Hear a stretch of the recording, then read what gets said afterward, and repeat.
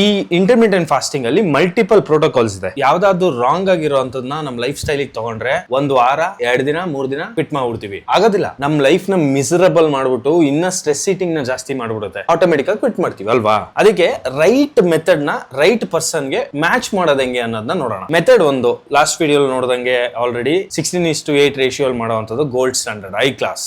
But practical version ನಮ್ Indian version ಅಲ್ಲಿ breakfast skip ಮಾಡ್ತಾರೆ, 12 ಗಂಟೆಗೆ ಬ್ರಂಚ್ ಮಾಡ್ತಾರೆ, 8 PM ಗೆ ಲಾಸ್ಟ್ ಡಿನ್ನರ್ ಮಾಡ್ತಾರೆ. ಇದೊಂದು ಪ್ರಾಕ್ಟಿಕಲ್. ನೀವೇನಾರ ಬೇಗ ಮಲ್ಕೋತೀರಾ ಅಂತಂದ್ರೆ 10 ಗಂಟೆ ಬೆಳಗ್ಗೆ ಫಸ್ಟ್ ಮೀಲ್ ಮಾಡಿ 6 PM ಗೆ ಲಾಸ್ಟ್ ಮೀಲ್ ಮಾಡಿದ್ರೆ ಬೇಗ ಮಲ್ಕೊಂಡ್ರೆ ಮಾತ್ರ ಅಂತವ್ರಿಗೆ ಅದು ಸೂಟ್ ಆಗುತ್ತೆ. ಬೇರೆ ಮೆಥಡ್ಸ್ ಎಲ್ಲ ನಮ್ ಲೈಫ್ ಸ್ಟೈಲ್ಗೆ ಅಡ್ಜಸ್ಟ್ ಮಾಡ್ಕೊಂಡು ಮಾಡುವಂತದ್ದು. ವುಮೆನ್ಸ್ ಮಾಡ್ಬೇಕಂತಂದ್ರೆ ಇನಿಷಿಯಲಿ 12 to 14 hours ಮಾತ್ರ ಫಾಸ್ಟಿಂಗ್ ವಿಂಡೋ ಇಟ್ಕೊಂಡು ಸ್ಟಾರ್ಟ್ ಮಾಡಿ.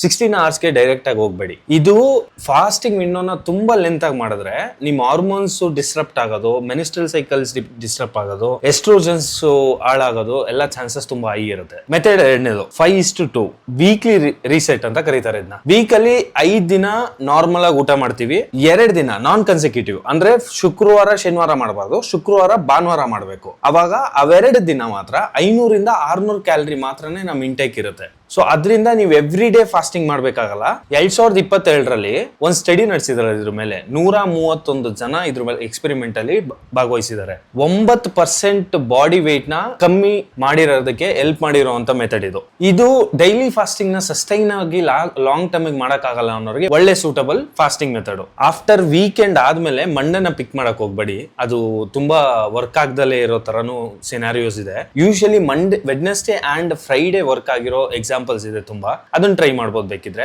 ಮೆಥಡ್ 3 ತುಂಬಾ ಕ್ರೂಷಿಯಲ್. ಇದ್ರ ಬಗ್ಗೆ ನೆಕ್ಸ್ಟ್ ವಿಡಿಯೋ ಮಾತಾಡೋಣ. Separate concept OMAD 1 meal a day. Depth ಆಗೋಣ ಅದ್ರ ಮೇಲೆ ನೆಕ್ಸ್ಟ್ ವಿಡಿಯೋ ಸಿಗ್ತೀನಿ.